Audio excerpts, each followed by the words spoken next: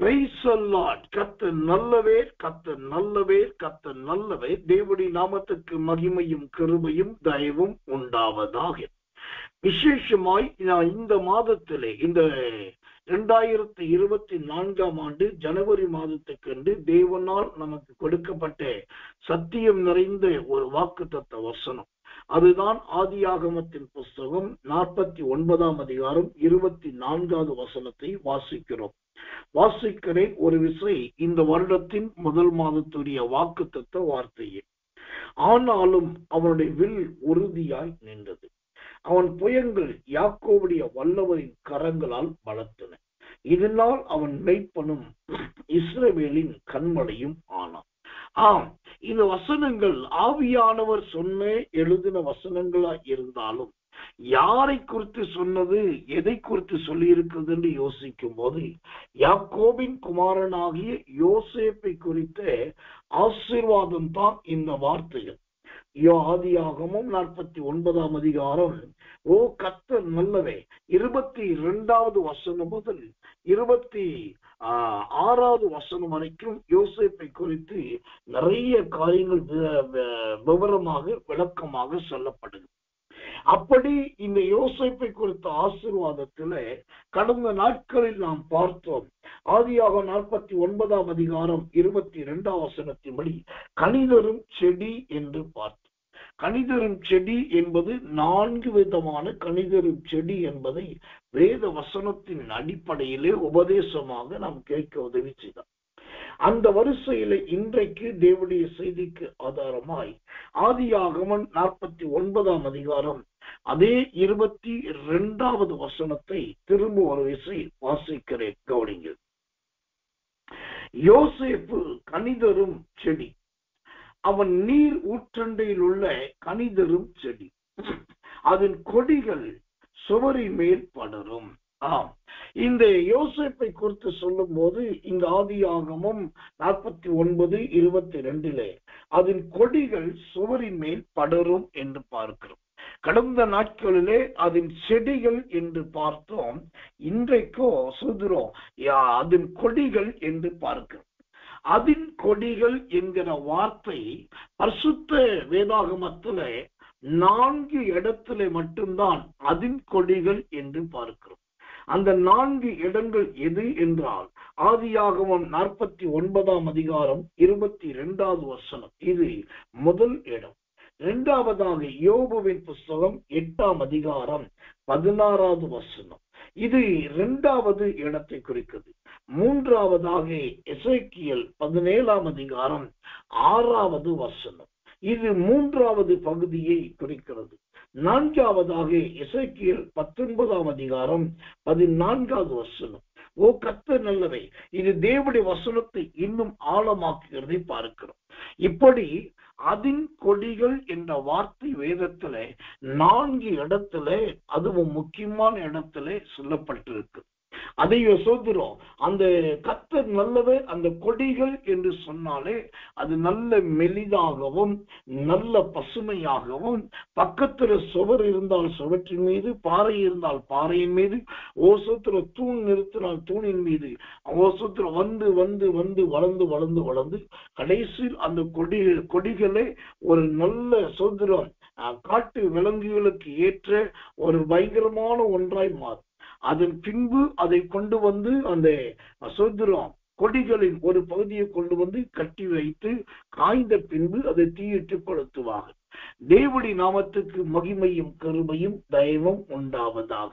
இப்ப யோசேப்பை குறித்து சொல்லும் போது அதன் கொடிகள் என்று பார்க்கிறோம். அதன் கொடிகள் என்பது எதை குறிக்கிறது? அந்த 49ஆம் அதிகாரம் 22ஆம் வசனம் சொல்லுகிறது, அதில் கொடிகள் சுவரின் மேல் படரும் என்று பார்க்கும். சுவரின் மேல் படரும். எனக்கன்பான தெய்வ பிள்ளைகளே, இந்த காலை வேளையிலே என் அன்பான தேவனாகிய கர்த்தர், ஓ கர்த்தர் நல்லவர், உங்களுக்கு நல்ல நன்மைகளை கொடுக்க விரும்புகிறார். தேவனுடைய நாமத்துக்கு மகிமையும் கிருபையும் தயவும் உண்டாவதாக. நல்ல அருமையான ஆசீர்வாதத்தை கொடுக்கிறது தான் தேவனுடைய தீர்மானமாயிருக்கு. ஏன்னா இந்த ஆதியாகமம் 49ஆம் அதிகாரம் 22ஆம் வசனத்திலே அவ்வளவுதான் சொல்லப்பட்டிருக்கு.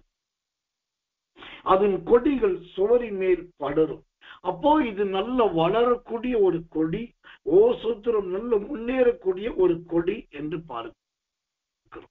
எனக்கன்பான தெய்வ பிள்ளைகளே, இந்த சுவரின் மேல் படு போகிற அந்த கொடி எதை காண்பிக்கிறது? அந்த சுவரை குறித்து வேதம் கற்றுக் கொடுக்கிற உபதேசம் என்ன என்பதை நாம் கண்டு கொள்வது ரொம்ப நல்லது, ரொம்ப முக்கியம். கர்த்தருடைய நாமத்துக்கு மகிமையும் கிருபையும் தயவும் உண்டாவதாக. வாசிக்கிறேன் ஒரு வசனத்தை. கர்த்தர் நல்லவர்.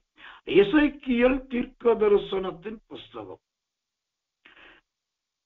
41ஆம் அதிகாரம் 12வது வசனம். எசேக்கியேல் 41:12. அதன் கொடிகள் சுவரின் மேல் படரும் என்பதிலே இந்த சொல்லப்படுகிறது சுவர் எதை காண்பிக்கிறது? அதைத்தான் எசேக்கியேல் 41ஆம் அதிகாரம் 17வது வசனத்திலே நாம் வாசிக்கிறோம். மன்னிக்கணும், 12வது வசனத்திலே வாசிக்கிறேன். மேட்டிசையிலே பிரத்யேகமான இடத்துக்கு முன்னிருந்த மாளிகை மட்டும் அகலம் 70 முழமும், மாளிகையினுடைய சுவரின் அகலம் சுற்றிலும் 5 முழமும், அதனுடைய நீளம் 90 முழமுமாய் இருந்தது. ஆம், இங்கு இந்த எசேக்கியேல் 41ஆம் அதிகாரம் 12வது வசனத்தை வாசிக்கும் போது மாளிகை மட்டும் என்று பார்க்கிறோம். மாளிகை மட்டும். இந்த யோசேப்பு என்கிறதான கொடி சுவரின் மேல் படரும் என்பது தான் தேவனுடைய வார்த்தை. 4 கொடிகள் இருக்கு. அதுல முதல் கொடி சுவரின் மேல் படரக்கூடிய கொடி. இங்க சொல்லப்படுகிற சுவர் என்பது அல்லது அந்த இடம் என்பது எதை குறிக்கிறது? அது நல்ல கொடி படரக்கூடிய ஒரு மாளிகை என்று பார்க்க. அதைத்தான் இங்க எசேக்கியேல் புஸ்தகத்துல பார்க்கிறோம். அப்போ தேவனாகிய கர்த்தர் யோசேப்பை ஆசீர்வதித்து அவனை விடுதலையாக்கி அவனை மேன்மை கொடுக்கும் போது எப்படி மேன்மைப்படுத்தினார் என்று சொன்னால், நல்ல மாளிகையை போல அவனை அருமையாய் மகிமைப்படுத்தினார். இதுதான் தேவனுடைய ஆச்சரிய கிரியைகள்.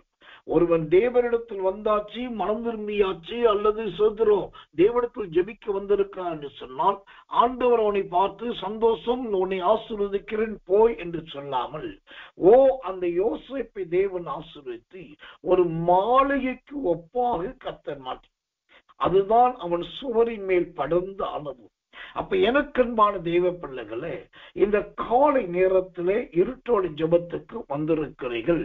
உங்கள் வாழ்க்கையிலே என் தேவனாகிய கர்த்தர் இந்த நல்ல ஒரு மாளிகையின் அனுபவத்தை ஆண்டவர் கொடுக்க போதுமானவராய் இருக்கிறார்.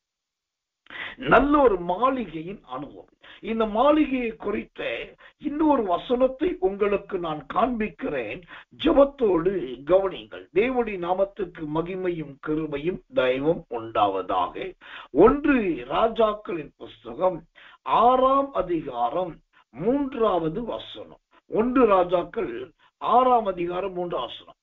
ஆலயமாகிய அந்த மாளிகையின் முகப்பிலே அவன் கட்டின மண்டபம் ஆலயத்தின் அகலத்துக்கு சரியாய் 20 முழ நீளமும் ஆலயத்துக்கு முன்னே 10 முழ அகலமுமாய் இருந்தது. ஆமென்.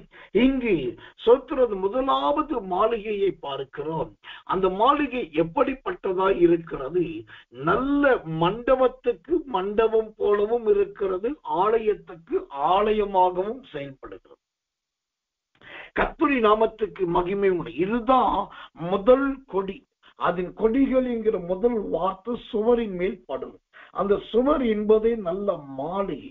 அப்ப தேவனாகிய கர்த்தர் நம்மை குறித்து அவர் சொல்லும் போது, நம்மை ஆசீர்வதிக்கும் போது, நீ ஒரு மாளிகை ஆவாய் என்று தேவன் நம்மை ஆசீர்வதித்தால், மெய்யாகவே நம்முடைய நிலைமை, நம்முடைய வாழ்க்கை, நம்முடைய ஜீவியம் நல்ல மாளிகைக்கு ஒப்பாக மாறும். அதுதான் யோசேப்பின் கொடிகள் சுவரின் மேல் படருவது. தேவனுக்கு மகிமை உண்டாவதாக.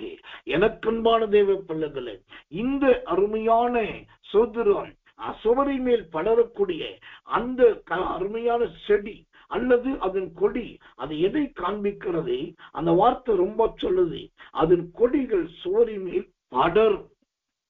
சுவர்ல ஏறுவது மட்டும் கிடையாது, அது கொஞ்சம் கொஞ்சமா தன் நுனியை நீட்டி அது அப்படி படரும் என்று பார்க்கிறோம்.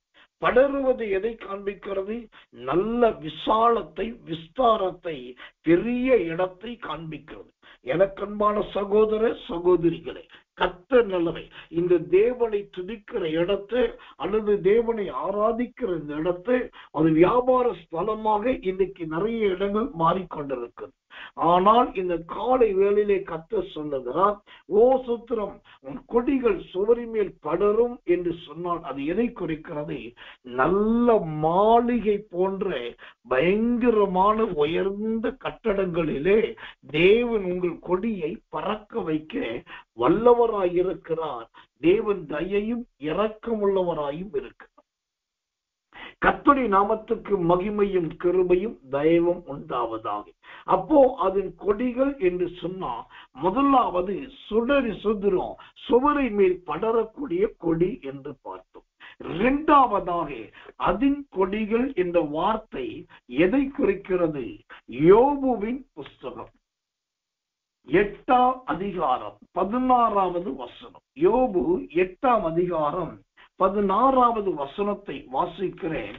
ஜெபத்தோடு கவனிங்கள். கர்த்தர் நல்லவர், கர்த்தர் நல்லவர். வெயில் எரிக்காததற்கு முன்னே அவன் பச்சை செடி, அதன் கொடிகள் அவன் தோட்டத்தின் மேலே படரும். ஆமென். இங்கு இரண்டாவதாக ஒரு கொடியை பார்க்கிறோம். இங்கு இரண்டாவதாக பார்க்கிறோம் அதன் கொடி என்று சொல்லி இரண்டாவது வார்த்தையை பார்க்கிறோம். அப்ப இந்த இரண்டாவதா சொல்லப்படுகிற அதன் கொடிகள் என்பது எதை குறிக்கிறது? அது தோட்டத்தில் படரக்கூடிய அழகான நல்ல சுதந்திர கொடியாய் இருக்கிறது. முதலாவது இந்த கொடி சுவரின் மேல் படருவதா இருந்தது. இப்போ யோபு 8:16 சொல்லுகிறபடி இந்த அருமையான படருகிற அனுபவம் இரண்டாவது எங்க இருக்கிறது? தோட்டத்திலே பரவுகிறதா இருக்கிறது. கர்த்தருடைய நாமத்துக்கு மகிமையும் தயவும் உண்டாவதாக. தோட்டம் என்பது எதை குறிக்கிறது? நல்ல ஒரு மனதை, நல்ல ஐக்கியத்தை, ஒரே இருதயத்தை காண்பிக்கிறதா இருக்கிறது. கர்த்தருடைய நாமத்துக்கு மகிமை கிருபை உண்டாவதாக.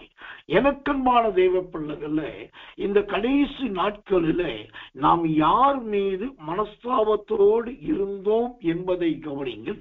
இன்றைக்கும் மனஸ்தாபத்தோடு இருக்கிறோம் என்பதை கவனிங்கள். கர்த்தருக்கு மகிமை உண்டாவதாக. ஏனென்றால் இது தேவனுடைய இரக்கத்தை பெற்றுக் கொள்ளுகிற கொடிகளின் நாள். அதன் கொடிகள் என்று சொன்னாலே முதலாவது சுவரின் மேல் படரக்கூடியது, இரண்டாவது தோட்டத்தில் பரவக்கூடியது. எனக்கன்பான தேவ பிள்ளைகளே, இந்த தோட்டத்தில் என்று சொல்லும் போது சொல்கிறோம், அந்த தோட்டத்திலே நிச்சயமாக ஒரு விசேஷத்துவம் கண்டிப்பா இருக்க வேண்டும். ஒரு விசேஷத்துவம் இல்லாமல் தோட்டத்தை குறித்து ஆண்டவர் இப்படியாய் சொல்ல மாட்டார். அப்படியானால் இந்த தோட்டத்தை குறித்த ஒரு விசேஷத்துவம் என்ன? அதை குறித்த ஒரு வசனத்தை உங்களுக்காக வாசிக்கிறேன். ஜெபத்தோடு கவனிங்கள். உன்னத பாட்டின் புஸ்தகம் 4ஆம் அதிகாரம் 16வது வசனம். உன்னத பாட்டு 4:16. வாடையே எலும்பு, தென்றலே வா, கந்த பிசிங்கள் வடியே என் தோட்டத்தில் வீசும். என் நேச தம்முடைய தோட்டத்துக்கு வந்து தமது அருமையான கனிகளை புசிப்பாராக. ஆமென். இங்கு இந்த அதின் கொடிகள் என்பது இரண்டாவதாக பார்க்கிறோம். அதின் கொடிகள் என்பது எங்கே படருகிறது? நல்ல தோட்டத்திலே படருகிறதா இருக்கிறது. அப்படியானால் இந்த தோட்டம் என்பது என்ன? இந்த தோட்டம் என்பது எதை காண்பிக்கிறதா இருக்கிறது? இந்த தோட்டத்தில் பயங்கரமான நல்ல விசேஷங்கள் இருக்கிறதை பாருங்கள். என்னென்ன விசேஷங்கள்? உன்னத பாட்டு 4:16 சொல்லுகிறது. முதலாவது, இந்த தோட்டத்தில் நல்ல தென்றல் வீசுகிறது. அதுதான் இங்கே சால சிறந்தது, மிக முக்கியத்துவம் வாய்ந்தது. அது முதலாவது நல்ல தென்றல் காற்று வீசக்கூடியதா இருக்கிறது. இரண்டாவதாக கந்த பிசின்கள் அந்த தோட்டத்திலே இருக்கிறது. மூன்றாவதாக கர்த்தரால் அருமையான கனிகள் இருக்கு. ஆமென். நல்ல அருமையான தென்றல் இருக்கிறது, நல்ல கந்த பிசின்கள் இருக்கிறது. சோதரம் நல்ல அருமையான கனிகள் அங்கு இருக்கிறது. இந்த மூன்று தகுதிகள், மூன்று அடையாளங்கள் நிறைந்ததற்கு பெயர்தான் தோட்டம் என்று. இன்றைக்கு தோட்டம் என்ற வார்த்தை எடுத்துக்கொண்டு ஏதோ ஒரு இணை வார்த்தையை சேர்த்துக்கொண்டு அதோடு கூட இவங்க ஊழியத்தை தோட்டம் தோட்டம் என்று பலரும் வைத்திருக்கிறார். ஆனா உண்மையான தோட்டம் என்பது அது கிடையாது. அப்படியானால் இந்த கொடிகள் படரக்கூடிய தோட்டம் என்பது எதை குறிக்கிறது? அது நல்ல தென்றல் வீசக்கூடிய அருமையான ஒரு இடத்துக்கு பேர் தான் இந்த தோட்டம். எனக்கன்பான தெய்வ பிள்ளைகளே, இதுவரைக்கும் ஜீவனை கொடுத்ததே கர்த்தருடைய இரக்கம். இதுவரைக்கும் நாம் தப்பி படைத்ததே ஆண்டவருடைய இரக்கம். இப்படி இருக்கும்போது கர்த்தர் ஆண்டவரிடத்தில் ஏதாகிலும் சகாயம் கேட்டால் அவர் இல்லை என்று சொல்லுகிறவர் கிடையவே கிடையாது. அவரிடத்தில் கேட்ட எல்லாவற்றையும் கொடுக்கிற தேவன். கடந்து போகட்டும். அதன் கொடிகள் இரண்டாவதாக எதன் மீது படருகிறது? நல்ல தோட்டத்தின் மீது படருகிறது. ஏனென்றால் இந்த தோட்டத்தில்தான் கடந்த ஆதி காலத்துல நிறைய மிருக ஜீவன்களை இளைப்பாற வைப்பார்கள். இந்த தோட்டத்துலதான் ஆட்டுக்குட்டிகள் வந்து இளைப்பாற வரும். இந்த தோட்டத்துக்கு அருகில்தான் நல்ல ஒரு நீர் ஊற்று இருக்கும், தண்ணீர் நிறைந்திருக்கும். அங்க உட்கார்ந்து அந்த தண்ணீரை எடுத்து கொடுத்து எல்லாரும் குளிக்கவும் குடிக்கவும் வைப்பார்கள். இது இந்த தோட்டத்துடைய அடுத்த அடையாளம். அது மாத்திரமல்ல, தோட்டம் என்பது ஒரு ஐக்கியத்தை குறிக்கும். நீங்க வாலிப பையனையோ வாலிப பிள்ளை எடுத்துக்கிட்டா கூட இந்த மாதிரி ஊழியம் என்று வரும்போது ரொம்ப சீக்கிரமாய் தனித்து போகணும் விரும்ப மாட்டோம். அதுக்கு பதிலாக கூட கூப்பிட்டு யாரையாவது சிலரை அழைத்து கொண்டு போவாங்க. ஏனென்றால் ஒரு கூட்டமா போனாதான் அது ஊழியமா இருந்தாலுமே பொழுது போகும், நன்றாயிடும். அப்போ இந்த தோட்டம் என்பது எதை குறிக்கிறது? இப்படிப்பட்ட நல்ல தகுதி நிறைந்த வாலிப பிள்ளைகளை காண்பிக்கிறதா இருக்கிறது. வாலிப பையன்களையும் காண்பிக்கிறதா இருக்கிறது. எனக்கன்பான தேவ பிள்ளைகளே, நீங்கள் தனிமையா இருக்கிறீர்களா? தனிமையை உணர்கிறீர்களா? தனித்து கைவிடப்பட்டவர்களாய் காணப்படுகிறீர்களா? கவலையே பட வேண்டாம். தேவனாகிய கர்த்தர் இந்த காலை வேளையிலே உங்கள் கொடிகளை தோட்டத்தில் படருகிற ஒரு கொடியாய் கர்த்தர் மாற்ற வல்லவராயிருக்கிறார். அந்த தோட்டத்தில் இருக்கிறதான நல்ல தென்றல். இந்த உன்னத பாட்டு 4ஆம் அதிகாரம் 16ஆம் வசனத்தை ஆண்டு கொடுத்தாலும் அந்த வசனத்துல ரொம்ப பிடிச்ச ஒரு வார்த்தை இருக்கு. என்ன வார்த்தைன்னா தென்றல் அப்படின்னு பார்க்க. தேவனுக்கு மகிமை உண்டாது. தென்றல் என்ன அர்த்தம்? ரொம்ப பெரிய புயல் காத்தும் கிடையாது, ரொம்ப சாதாரண சொதுரம் அற்புதமான காற்றும் கிடையாது. ஆனா அழகாய் ஜனங்களுக்கு தேவையான வண்ணம் அந்த தோட்டத்தில் இருந்தால் கண்கள் சொருகத்தக்க வண்ணம் அவர்களுக்கு ஒரு இன்பத்தை கொடுக்கும் வண்ணமாய் ஒரு காற்று மெல்லியதாய் அருமையாய் அடிக்கும். அப்படி ஒரு சரீரத்துக்கு இதத்தையும் மனதுக்கு மகிழ்ச்சியும் கொடுக்கிற அந்த காற்றுக்கு பேர் தான் தென்றல். தேவனுடைய ஊழியக்காரனாக நான் சொல்லுகிறேன், இந்த உன்னத பாட்டின் புஸ்தகத்திலே 4ஆம் அதிகாரம் 16ஆம் வசனத்திலே தென்றல் என்கிற ஒரு வார்த்தையோடு கூட பரிசுத்தாவியை கொடுக்கிறாரு. உங்களுக்கும் அந்த தென்றலை ஆண்டவர் வீச பண்ண நல்லவராகவும் இருக்கிறார், வல்லவராகவும் இருக்கிறார், போதுமானவராகவும் இருக்கிறார். எனக்கன்பான தேவ பிள்ளைகளே, அப்போ இந்த தென்றல் என்பது எதற்கு இணையானது? தேவனுக்கு மகிமையும் கிருபையும் தயவும் உண்டாவதாக. ஒரு வசனத்தை வாசிக்கிறேன். லூக்கா சுவிசேஷத்தின் புஸ்தகம் 12ஆம் அதிகாரம் 55வது வசனம். லூக்கா 12:55. தென்றல் அடிக்கிறதை நீங்கள் காணும் போது உஷ்ணம் உண்டாகும் என்று சொல்லுகிறீர்கள், அந்த படியும் ஆகும். ஆம், இந்த தென்றல் என்பது எதை காண்பிக்கிறது? ஆவிக்குரிய ஜீவியத்திலே அனல் மூட்டப்படுவதை காண்பிக்கிறது. அதுதான் உஷ்ணம் அடைதல். இப்ப சத்திய வசனம் எங்கு கிரியை செய்து பாருங்க. ஆதியாகமம் 49:22 அதின் கொடிகள் என்று பார்க்க, அந்த அதின் கொடிகள் என்பது 4 முறை வருகிறது.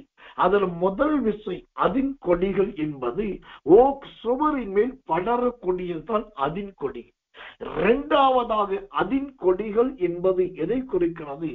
அது நல்ல தோட்டத்திலே எல்லா செடிகளையும் எல்லா மரங்களையும் சூழ்ந்து கொள்ளுவதை பார்க்கிறோம். அப்போ இந்த கர்த்தர் தோட்டத்துக்குள்ள என்ன இருக்கு அப்படின்னா நல்ல தென்றல் இருக்கு. அந்த தென்றல் காற்று அதோடு மெதுவாய் வருட அந்த தென்றல் காற்றின் இதத்துல அப்படியே அமர்ந்து கர்த்தரை ஸ்தோத்தரித்தால் நம்முடைய இருதயமே அருமையான பாரம் நீங்கின இருதயமாய் மாறும், விசாலம் நிறைந்த உள்ளமாக மாறி தேவனுக்கு மகிமை உண்டாவதாக. இந்த தோட்டம் என்பது முதலாவது அன்பு ஐக்கியம் மாத்திரம் கிடையாது. இந்த தோட்டம் ஒரு மனுஷன் செய்ய முடியாததை இந்த தோட்டம் செய்ய வைக்கிறதாய் இருக்கிறதை பார்க்கிறோம். தேவனுக்கு மகிமையும் கிருபையும் தயவும் உண்டாவதாக.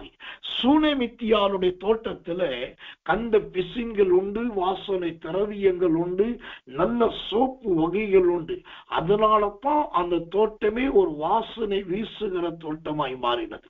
தேவனுடைய ஊழியக்காரனாக நான் சொல்லுகிறேன், இந்த அதிகாலை நேரத்திலே இருட்டோட வேளையிலே நேரப்பட வேளையிலே விழித்து தேவனுடைய சத்தத்தை கேட்க வேண்டும் என்கிற சந்தோஷத்தோடு வந்திருக்கிற எனக்கு அன்பான தெய்வ பிள்ளைகளே, உங்களை ஆண்டவர் ஒன்று தோட்டமாய் மாற்றுவார். இரண்டாவது நல்ல வாசனையை உங்களுக்காக வீச பண்ணுவார். மூன்றாவதாக அந்த தோட்டத்திலே எல்லாரும் ஒரே மாதிரி இருக்கத்தக்கதான எல்லாருக்கும் புது நபர் என்று சொல்லக்கூடிய ஒரு வேலைக்காரன் இருப்பார் அல்லது வேலைக்காரி இருப்பாங்க. ஏனென்று சொன்னால் இந்த தோட்டம் என்பது ஜனம் பெருத்த ஜாதி. இதற்கு இந்த தோட்டத்தை தேடி 4 பேர் திடீர்னு வருவாங்க. சுதந்திரம் காத்திருக்க வருவாங்க, ஜெபிக்க வருவாங்க. அப்படியாய் ஊழியங்கள் பெருகும், எல்லைகள் விரிவாகும், கிராம சபைகள் புது காரியங்கள் மாறும். இதெல்லாம் எப்படி? அந்த ஒரு தோட்டத்திலே கிறிஸ்தவ ஜீவியமே ஆண்டவர் முத உருவாக்கும் போதே ஏதேன் என்னும் தோட்டத்தில்தான் ஆண்டவர் அந்த ஊழியத்தை ஜனத்தை வைத்து ஆசீர்வதிக்கிற ஆசீர்வாதத்தை ஆரம்பித்தார். அப்படி ஆரம்பித்த அந்த தோட்டமாகிய சுதந்திரம் இந்த இடம்தான் இந்த நாட்களில் பெரிய ஆச்சரியத்தை கொடுக்காது. வெகு சீக்கிரத்திலே நம்முடைய தேசமும், அதாவது இந்திய தேசமும் கூட இந்த நல்ல அருமையான காற்றை முகரக்கூடிய, நல்ல காற்றை இதமாய் பருகக்கூடிய அந்த கிருபைகளை தேவன் தருவாராக. உங்க குடும்பத்தை நல்ல ஒரு தோட்டமாக கர்த்தர் மாற்றுவாராக. தோட்டம் என்றாலே அதுல நிழல் இருக்கும், நல்ல மரம் இருக்கும், நல்ல செடிகள் இருக்கும், நல்ல இலைகள் இருக்கும், நல்ல கொடிகள் இருக்கும். இதெல்லாம் உண்மைதான். ஆனா இது எல்லாத்தையும் ஒரே நேரத்துல ஓசத்துல அனுபவிப்பது கிடையாது. ஆனால் தேவன் நம்மை தோட்டமாய் மாற்றும் போது இந்த எல்லா சேமமும் தானாய் வரும். தேவன் அந்த கிருபையை தந்துருவாராக. கர்த்தர் நல்லவர், கர்த்தர் நல்லவர், கர்த்தர் நல்லவர். அதின் கொடிகள் என்கிற வார்த்தையை ஆவியானுடைய பலத்தை கொண்டு பார்த்து வருகிறோம். அந்த அதின் கொடிகள் என்பது 4 இடத்துல சொல்லப்பட்டிருக்கிறது. அதுல முதலாவதாக ஆதியாகமம் 49:22 படி சத்ரு சுவரின் மேல் படருகிற கொடியை பார்த்தோம்.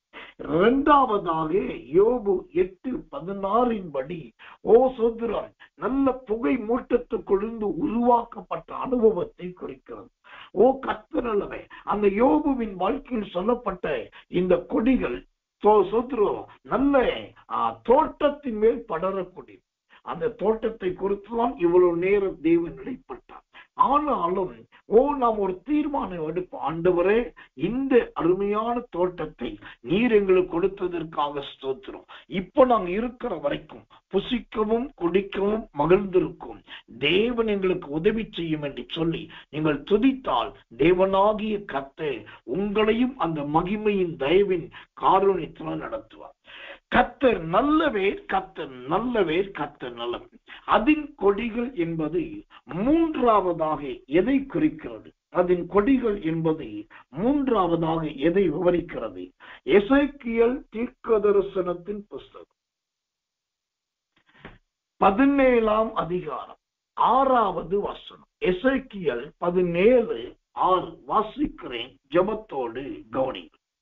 அது துளிர்த்து படர்ந்து தாழ்ந்த அடிமரமுள்ள திராட்சை செடி ஆயிற்று. அதன் கொடிகள் அந்த கழுகுக்கு நேராகவும் அதன் வேர்கள் அதன் கீழாகவும் இருந்தன. இவ்விதமாய் அது திராட்சை செடியாகி கிளைகளை வீசி கொப்புகளை விட்டது. ஆமென். இங்கு அதன் கொடிகள் என்பது மூன்றாவது ஒரு கொடியை நாம் இங்கே எசேக்கியேல் 17:6 வாசி. இந்த மூணாவது கொடி எப்படிப்பட்ட விசேஷத்தை பாருங்க. அது நல்ல துளிர் விட்டதா இருக்கிறது, படரக்கூடியதா இருக்கிறது, அடிமரத்துல ஏறக்கூடியதா இருக்குது. எல்லாவற்றை விட கர்த்தர் நல்லவன், அந்த கொடிகள் கழுகுக்கு நேரா மேல எழும்புதான். கொடி எங்க இருக்கு? தரையில இருக்குது. செடியுள்ள இருக்க வளைஞ்சி நெளிஞ்சி காணப்படுகிற கொடி தரை வரைக்கும் தரையில தான் இருக்கு. ஆனா கழுகு எங்க இருக்குது? வானத்துல பறந்துட்டு இருக்கு. மற்ற எந்த பறவையும் பறக்க முடியாத உயரத்துலதான் அது பறந்துட்டு. ஆனா அவ்வளவு உயரத்துல பறக்கிற அந்த கழுகை இந்த கொடி பார்த்துடுச்சு. பார்த்துட்டு ஒரு நேரம் வந்தபோது வைராக்கியம் கொண்டு நானும் அந்த கழுகுக்கு சமானமாய் மேலே வருவேன் என்று அந்த கொடிகள் சொல்ல ஆரம்பித்தது. இந்த கொடிகள் கழுகுக்கு சமானமாய் வருவேன் என்று வேதம் சொல்லுகிறது. அப்ப இங்கு சொல்லப்படுகிற அந்த கழுகுக்கு சமானமான அந்த கொடிகள் என்பது யாரை குறிக்கிறது என்று சொன்னால், கர்த்தருடைய நாமத்துக்கு மகிமையும் தயவும் உண்டாவதாக. இந்த கழுகு என்பது வரம்பெற்ற ஊழியர்களையும் கிருபை பெற்ற தேவ மனிதர்களையும் காண்பிக்கிறது. வரம்பெற்ற ஊழியர்களையும் கிருபை பெற்ற தேவ மனிதர்களை காண்பிக்கும்.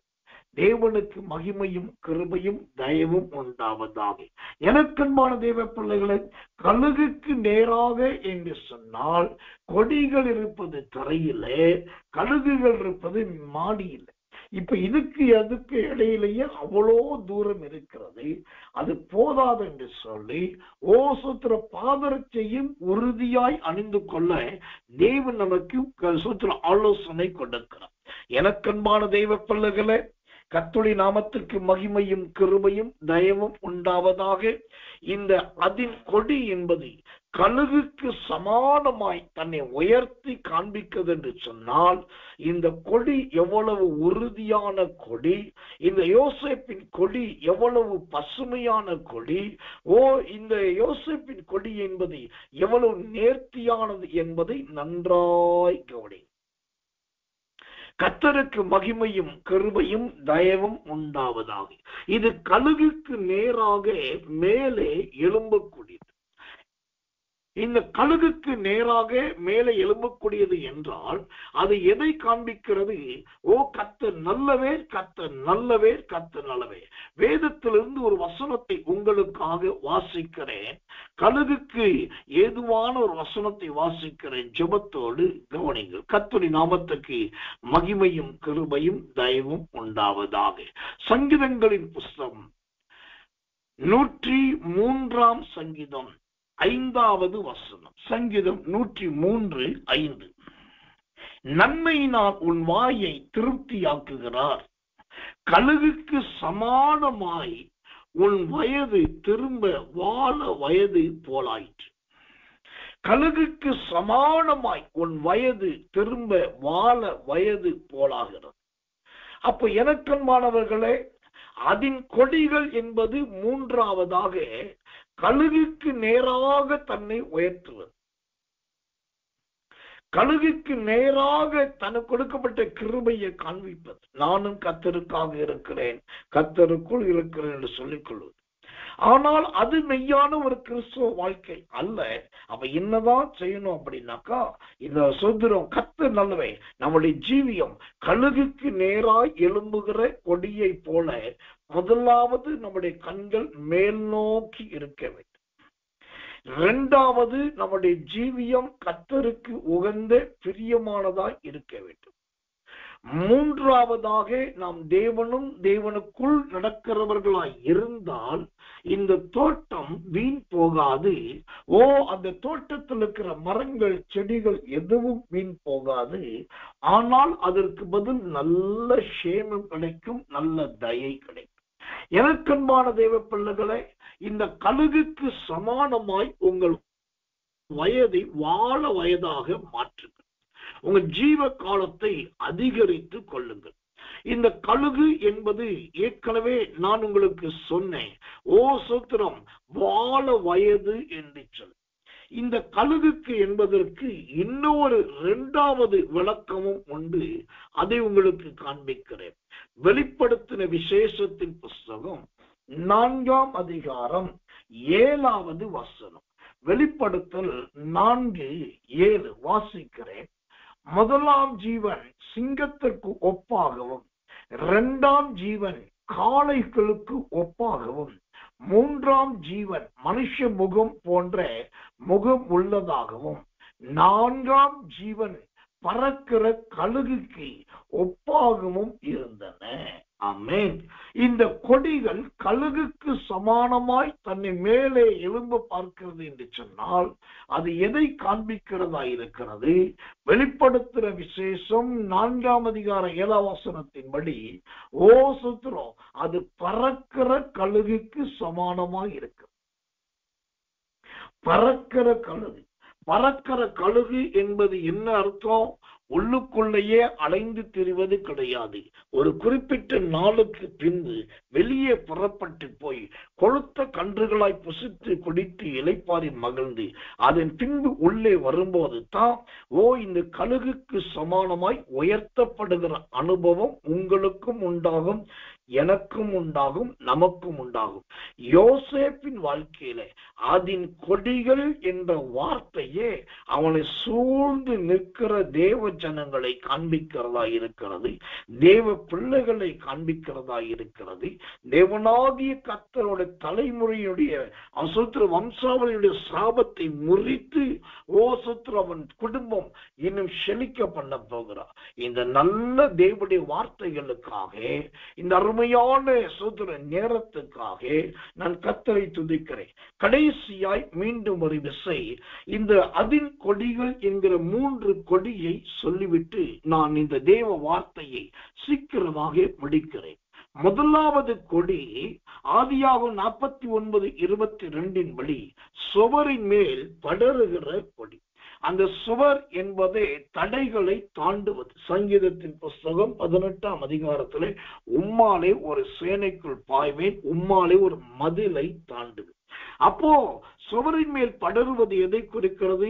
மதிலை தாண்டுவதை, தடைகளை உடைக்கிற அனுபவத்தை காண்பிக்கிறது. இரண்டாவது அந்த கொடி எதை குறிக்கிறது? அது தோட்டத்திலே படரக்கூடியது.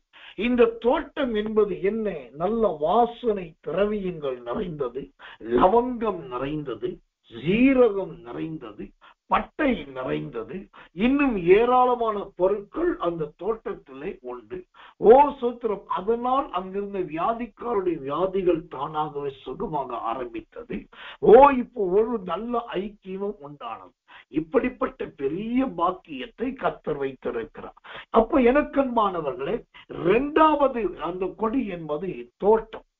மூன்றாவதாக இந்த கொடி எங்கே போகிறது என்று சொன்னால், எசேக்கியேல் 17ஆம் அதிகாரம் 6வது வசனம் சொல்லுவதை போல அதன் கொடிகள் அந்த கழுகுக்கு நேராகவும் அதன் வேர்கள் அதன் கீழாகவும் இருந்தன. இவ்விதமாய் அது காற்று செடியாகி கிளைகளை வீசி கொப்புகளை விட்டது. ஆமென். இந்த கர்த்தர் நல்லவே, கர்த்தர் நல்லவே. இந்த கொப்பிலிருந்து எழும்புகிற இந்த அருமையான மூணாவது அந்த கொடி எதை காண்பிக்கிறது? கழுகுக்கு நேராக என்று மாத்திரம் அல்லாமல், இந்த அருமையான சுத்திர கொடிக்குள் ஒரு விசேஷத்துவம் இருக்கிறது, அதை காண்பித்து கொடுக்கிறேன்.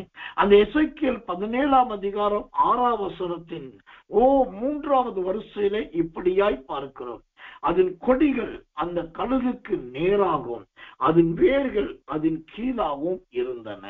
ஆமென். இந்த கொடிக்கு என்ன ஒரு தைரியம் பாருங்க. ஆரம்ப பகுதி மேல உயரத்துல இருக்கிறது. ஆனால் கொஞ்ச நாள் கடந்தது. இப்போதோ தேவன் நம்மை ஆசீர்வதித்தார், நமக்காகவே எல்லா காரியங்களையும் செய்கிறார். இப்ப என்ன நடக்கிறது? தேவனுக்கு மகிமை. பாளையத்துக்கு வெளியே நிற்கிறவர்களாய் இல்லாமல் சிறியோர் முதல் பெரியோரையும் நாம் மதிக்கத்தக்கதான நெருங்கத்தக்கதான வாக்கியம் கிடைத்தது.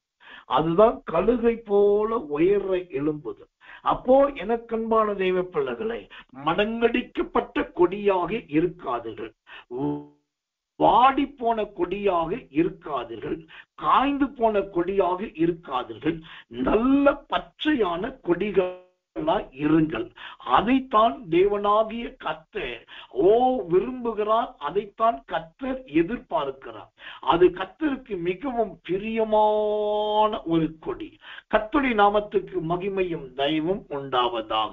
மூன்றாவதாக இந்த கொடி கழுகுக்கு சமானமாய் மேலே எழும்ப எழும்ப எழும்ப எழும்ப. எனக்கு ரொம்ப ஆச்சரியமான ஒரு வார்த்தை அந்த எசேக்கியேல் 17:6 இவ்விதமாய் சொல்லுகிறது. இவ்விதமாய் அது திராட்சை செடியாகி கிளைகளை வீசி கொப்புகளை விட்டது. கொப்புகளை விட்டது. வெறும் செடியாய் இருந்த அந்த கொடி இப்போ தனக்குள் நிறைய இலைகளும் கிளைகளும் கொண்ட நல்ல கொப்புகளாக மாறிவிட்டது. இந்த கொப்புகள் என்பது என்ன? சோத்திரம். பகல் வெயில் நேரத்திலே மெய்ப்பனானவன் தன்னுடைய ஆட்டுக்குட்டிகளுக்கு பறித்து போடுகிற இலை தலைகளை காண்பிக்கிறது. எனக்கன்பானவர்களே, விசுவாசத்தோடு தேவ சமூகத்தில் நிற்கும் போது, விசுவாசத்தோடு கர்த்தரை மனதார ஸ்தோத்தரிக்கும் போது, அது எந்த பொருளாய் இருந்தாலும் அது தேவன் நமக்கு நேரிட பண்ணுகிறவராய் இருக்கிறார். நேரிட பண்ணுகிற அருமையான வார்த்தை. கர்த்தர் நல்லவர், கடந்து போகட்டும். இப்போ இது யோசேப்பின் கொடிகள். அது எப்படி சொல்லப்பட்டதோ அப்படியே யோசேப்பின் வாழ்க்கை இருந்து. முதலாவது கொடி சொன்னேன், சுவரின் மேல் படர்வது. அப்படின்னா இந்த யோசேப்பின் வாழ்க்கையில பலவிதமான சுவர்கள் வந்ததை நாம் வேதத்திலே பார்க்கலாம். காரணம், கர்த்தர் நல்லவே. பார்வோனிடத்தில் பேசும்போது இந்த யோசேப்புக்கு கர்த்தரே சுவராக இருந்தது. இரண்டாவது நாம் பார்க்கிறது கொடி தோட்டத்தின் மேல் படருகிற கொடி. அந்த தோட்டம் என்பதே என்னிடத்தில் வருகிற ஒருவரையும் நான் புறம்பே தள்ளுவது இல்லை என்ற வார்த்தையின்படி எல்லாரையும் வரவேற்கக்கூடியதுதான் ஒரு தோட்டத்தின் அனுபவம். அந்த அனுபவத்தை இன்றைக்கு கர்த்தர் நமக்கு ஆலோசனையாயும் கொடுத்திருக்கிறார், அதிகாரத்தோடு கொடுத்திருக்கிறார். அதுதான் இரண்டாவது கொடி. மூன்றாவது கொடி கழுகுக்கு நேராய் மேலே எழும்புவது, வானலாவ பறப்பதையும் வானலாவ இறக்கை அடிக்கிறதையும் வானலாவ உயரத்திலே நின்று கொண்டிருக்கிறதா இந்த கழுகுக்கு ஒப்பான கொடி. கர்த்தருடைய ஊழியக்காரனாக நான், எனக்கும் ஒரு ஆசை உண்டு. என்னன்னா, நம்முடைய ஊழியத்தை சார்ந்தே ஸ்தானாபதிகளும் சரி, கண்காணிகளும் சரி, அல்லது சாதாரண விசுவாசிகளும் சரி, எல்லாருமே எப்படி இருக்கணும் அப்படின்னா, கர்த்தர் நல்லவன் சொல்கிறோம். இந்த கழுகை போல மேலே பறக்கிற அனுபவத்தை உடைய அந்த கொடிகளாக இருக்க வேண்டும். அப்படி இருக்கும் போது இன்றைக்கு எளிமையா இருக்கிற ஜீவியம் அன்றைக்கு மகிமையா இருக்கும். இன்றைக்கு அற்பமாய் இருக்கிற நிலைமை அன்றைக்கு மகா தயை பெருத்ததா இருக்கும். கர்த்தருடைய ஊழியக்காரனாகி நான் சொல்லி முடிக்கிறேன். இன்றைக்கு காலையிலே இந்த இருட்டோடு ஜெபத்துக்கு வந்திருக்கிற ஆண்கள் ஆனாலும் பெண்கள் ஆனாலும், நீங்க எந்த நிலைமையில் வந்திருந்தாலும் கர்த்தருடைய ஊழியக்காரனாகிய நான் வசனத்தை கொண்டு சொல்லுகிறேன். உங்களை சோதரம் கொடிகளை போல, அதுவும் கழுகுக்கு சமானமாய் உங்க கொடியை உயர்த்தத்தக்க அளவுக்கு தேவன் ஆசீர்வதிக்கப்படுகிறார். எந்த மனமுடிவுக்கும் இடம் கொடுக்க வேண்டாம். எனக்கன்பான தேவ பிள்ளைகளே, இந்த கொடிகள் வளர வேண்டும், இந்த கொடிகள் படர வேண்டும், இந்த கொடிகள் விஸ்தாரம் அடைய வேண்டும், இந்த கொடிகள் இருக்கிற இடத்தில் நிழல் உண்டாக வேண்டும், இந்த கொடிகள் இருக்கிற இடத்துல தென்றல் காற்று வீச வேண்டும். அதுதான் இவைகளுடைய அடையாளம். கர்த்தருடைய நாமத்துக்கு மகிமையும் கிருபையும் தயவும் உண்டாவதாக. இப்பொழுது நாம் கண்களை மூடி ஒப்பு கொடுத்து கர்த்தரை ஸ்தோத்தரிக்க போகிறோம். ஆண்டவரே, யோசேப்பின் ஜீவியத்தை குறித்து நீர் எங்களுக்கு வாக்குத்தத்தம் கொடுத்தி, அந்த வாக்குத்தத்தத்தின்படி ஆண்டவரே அதன் கொடிகள் என்கிற அருமையான வார்த்தை எழுதி வைத்திருக்கிறேன். அந்த கொடிகளுக்குரிய எல்லா நன்மைகளை விவரிக்கிறேன். என்னையும் என் குடும்பத்தையும் இந்த யோசேப்பின் கொடியை போல மாற்றும் என்று சொல்லி ஒப்பு கொடுத்து எல்லாரும் வாய்களை திறந்து கர்த்தரை ஸ்தோத்தரி நாம் ஜெபிப்போம். அன்புள்ள நல்ல பரம பிதாவே, நல்ல அருமையான இந்த காலை வேளைக்காக நன்றியோடு உம்மை துதிக்கிறோம், நன்றியோடு உம்மை ஸ்தோத்தரிக்கிறோம், நன்றியோடு மகிமைப்படுத்துகிறோம். ஆண்டவரே, காலையிலேயே நல்ல பாடலையும் துதியையும் கொடுத்தீர், அதற்காக ஸ்தோத்திரம். இரண்டாவதாக கிருபையும் தயையும் நிறைந்த நல்ல வசன ஆராதனையை கொடுத்து உடைய ஜனங்களை சத்தியத்திலும் அபிஷேகத்திலும் நடத்தினீர், அதற்காக ஸ்தோத்திரம். ஆண்டவரே ஸ்தோத்திரம். அதன் கொடிகள் என்று யோசேப்பின் கொடியை குறித்து நீ சொன்ன வார்த்தையை இன்றைக்கு நாங்கள் வாசிக்கவும் தியானிக்கவும் உதவி செய்தீர் ஆண்டவரே. அதன் கொடிகள் சுவரி மேல் படருவதைப் போல நாங்கள் தடைகளை தாண்டி படர உதவி செய்யும். அது தோட்டத்தின் மேல் படருவதைப் போல எல்லாரிடத்திலும் சகாயமும் தயவும் அன்பும் பெற்றுக்கொள்ள உதவி செய்யும். அதன் கொடிகள் கழுகுக்கு நேராய் உயர எழும்புவதைப் போல நாங்கள் ஜெபத்திலே ஆண்டவருடைய கிருபையிலே நாளுக்கு நாள் வளர்ந்து பெருக உதவி செய்யும். இப்படியாய் நீ ஜெபத்தை கேட்டதற்காக ஸ்தோத்திரம். யோசேப்பின் கொடியாய் ஆண்டவருடைய பிள்ளைகளை மாற்றும். தாழ்த்தி அர்ப்பணிக்கிறோம். இயேசுவின் ரத்தம் செய்யும். இயேசுவின் நாமத்தில் ஜெபிக்கிறோம் நல்ல பிதாவே. ஆமென், ஆமென், ஆமென்.